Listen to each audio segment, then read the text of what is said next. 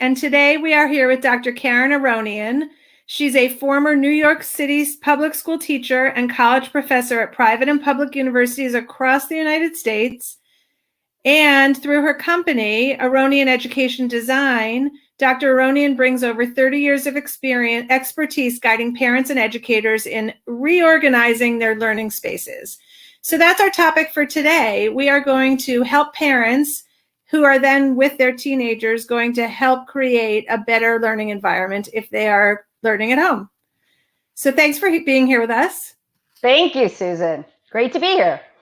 My first question is this discussion a luxury? Is space and what we do with it, is that for people who have opportunity and extra resources and big enough houses? Or can people who are listening right now thinking, well, I can't buy anything new, I don't have a really big house, can they still create a better learning environment for their kids?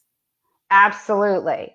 So we're only as limited as our minds, and designing spaces, having purpose with what you do in your home, doesn't matter if it's, as small as you can imagine to as large as you can imagine. That actually might be a bigger issue. The bottom line is that having intention, having purpose, and having creativity, and imbuing everything you do, your home foremost, with that innovation and re-envisioning, with design that, again, is purposeful and brings in education.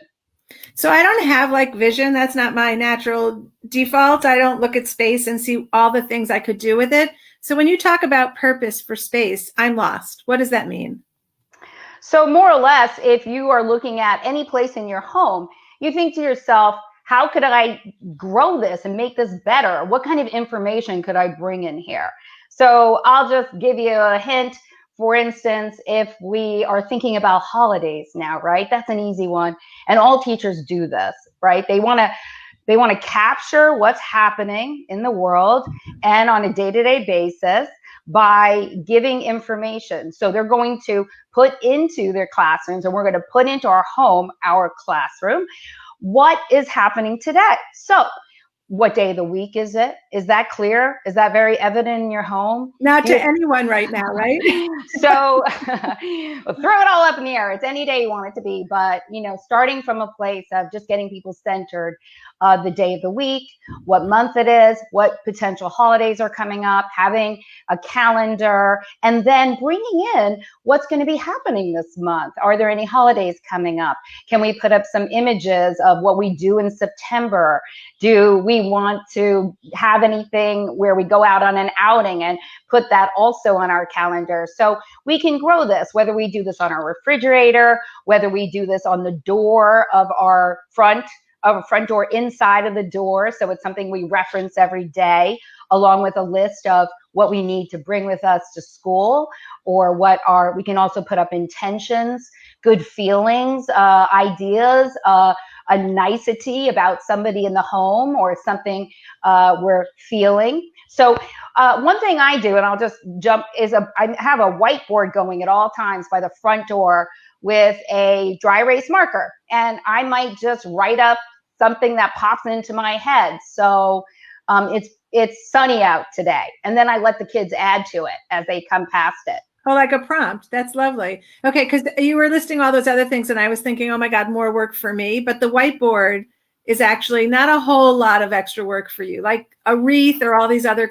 crafty projects may be outside some of our listeners' desire or time availability. But a whiteboard seems, or just something comparable to that, where you're literally setting a tone for the day or the week. Is that what you're suggesting? Absolutely. And whether it is an inspirational quote, or it's somebody's birthday, or you just get a little rhyme in your head, or you say something you saw or something someone said to you. And it's fun when you just continue adding on to it and you sort of create, sort of a daily story there. Okay, so I want to welcome everybody who's listening right now and encourage you to ask your questions in the comments or even just make comments, and we'll do our best to get to them. So we're here right now with Dr. Karen Aronian, and we are talking about how to best make a space in your house for optimal learning and, I guess, well-being, right? Would you say that's part of it? Absolutely. The way we feel, the way we function in space is everything that is going to, bring joy into us. And of course, our feelings are tied to our atmosphere, our environment. So again, it's about creating spaces that then elevate you overall. If I have a bunch of kids at home right now, and we're all trying to create our own space to make it work, do you have a suggestion for, like, how do we carve out a little niche in each of the spaces in our house for each of our kids? Surely. We were going to start with just having conversations with your kids. What happened last spring was triage. We all sort of pieced together everything we had in our home to make it work. And we also thought, this is all ending tomorrow, so I don't want to make an investment. And actually, I never believed that anything should be, beyond in a monetary investment.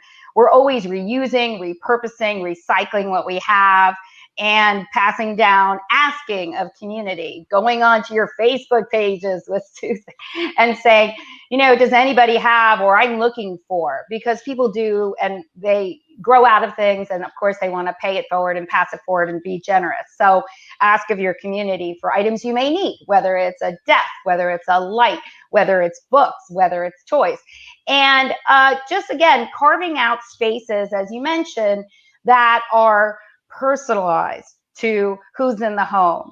And as we know, if you put any little knickknack, any little item of wonder, or anything that resonates with you, that makes you feel good, if you place that into where you work or a spot that you've designated as a work spot in your home, that's going to make you happy. So our idea here is to multiply happiness, multiply feelings of wellness and focus in spaces where we intend to work. For every child, it's going to be different. We can all work in the same room. I have a solution to that. And again, it begins with, what would you like here? Who are we working with? What are their colors? What are their interests? And what are the things that light them up? So you said everyone in the same space can work. How does that happen? I mean, it's distracting, right? Like Yeah, it can be. And the first idea is, I want you to picture in your mind what a office workspace might look like. Your traditional office workspace might look like. Most people would be in cubicles. They would be sort of having barriers around them from other people in that work environment. And the idea here, I did a workaround solution for this on a webinar I recently did with Teachers College, Columbia. And the idea again was, how do we work from home right now? How do we set up our environments for distance learning, hybrid learning, or any learning going forward? We're always going to have homework. We're always going to have something to do at home, or a place we need to focus. So the idea is to carve out and create a space within a space. Now, for Teachers College and what I show on my website as well, I just took an old sheet, and my 13-year-old daughter, she personalized this old sheet. She drew all over it. She used a hot glue gun, and she used some sewing, and she put her entire schedule for the day on there. And then she put on all this like creative inspiration of quotes, some pictures, some glued on appliques. And then we push pin this into the ceiling. Just get your basic push pins. And she designated a 6-foot space, what we're looking for to recreate in school. If you're not in school, it sets you up to know, what does that distance feel like, look like? And within a room, to create, if you can, 3 feet or 6 feet, that would be her area. By a window, natural light is best, with noise canceling headphones, and all the things that would make her space about her, that would make her feel good in that space. And I can go through them. There's many different items that you can consider when you set up a space. Yeah, so give us a few of those items. Sure. So first of all, we're going to think about the idea that you're going to want to sit at some point. So that idea is your basic go-to traditional setup at a school. You're going to have a seat. You're going to have a desk. So that's something you want to look to create. And I really am a big fan of moving, because moving gives oxygen to the brain. The old idea that we are static, sitting, immobile is dated. And we're always moving between classes, right? That's what you would do in a normal school. So if you can have a stand-up desk, this is, sort of the evolution of working. We know of the treadmill desk, we know of the standing desk, so give that to your kids. If you even have a shelf and you can clear the shelf of knickknacks, they have a standing desk. If you have a larger, say, file cabinet, and they can be there and have a standing spot, or change rooms. So to get that standing. And I also like sitting on the floor. The idea of grounding. We, as humans, are connected to the earth's connected to us. And with that in mind, young children begin on the ground in floor time with their teachers. And if your child's comfortable there are many ways to set up on the floor that can work for them. They have these wonderful L-shaped seats. I have them again on my website that show you how you can be on the floor and get that back support, or of course you can be next to a wall. And there are wonderful little tray desks too. Also, considering if you're working with a device, there are different ways to have that device be on a stand.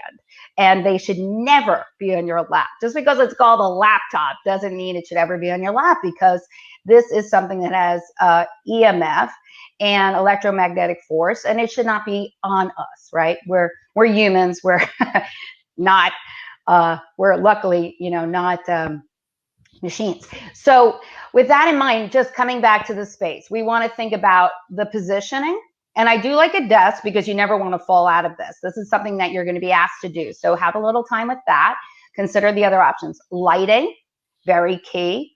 The air quality. A plant can actually clean air, but you can also go beyond it. Atomizer, diffuser, open the window, because we want that fresh air that we can get. This is the silver linings of being at home right now. So, if they like a little scent like peppermint to perk them up, or a little lavender to cool them down. And again, just being able to appreciate the weather right now still. And so if you can open the window, you get that fresh air. It's a nice reset. Okay, so we've talked a lot at your teen about sleep and bedroom, and how your bedroom is supposed to be dedicated to sleep, and so many people are having trouble sleeping right now. But that might be the only place that you can get the quiet that you need to focus. So if you're a teenager and you've made your bedroom your workspace, are there any tips how to separate that? Like, don't be in your bed, have a chair. I don't know. What can you do?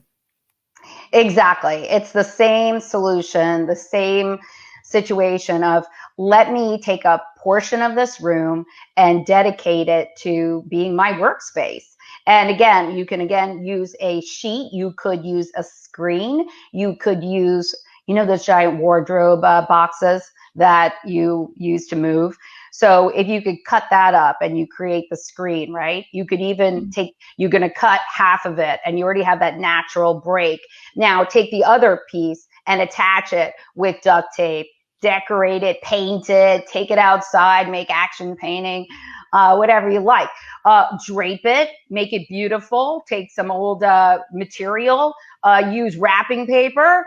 So create a cubicle, more or less, within your room. Because like you said, Susan, we don't want people zooming into our bedrooms. That's number one, not okay. And number two, you mentioned sleep. When we work on our bed, when we work in that kind of location, that is a relaxation spot. That is a spot where our brain says, this is where I cool down for the day and stop thinking about what I have to do.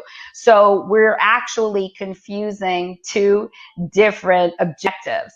So again, it should not be on the bed, and we should take a portion of the bedroom and set that aside for our study space. I love how creative it is. You just take a piece of cardboard and let your kid go at it, and now you've got a wall. Yeah, that's great. Okay, here's my last question for you. What's your best piece of advice for parents? Let's remember that we've always done this. We started in caves. We were writing on the walls. That was our workplace. That was our study space. And we've always been first teachers. We are our child's first teachers. We're honestly the people who know them best. We're their eternal teachers. So we really do have this innately. It's instinctive. It's within us. Right now, we're building a partnership with our schools, with our teachers, and of course with our children. So this is sort of hark back a bit to how it once was. And quite frankly, we're going to go forward better because of this, with this information of knowing our children, working with them, seeing how they work, and embracing that we are all teachers and every place can be a learning space.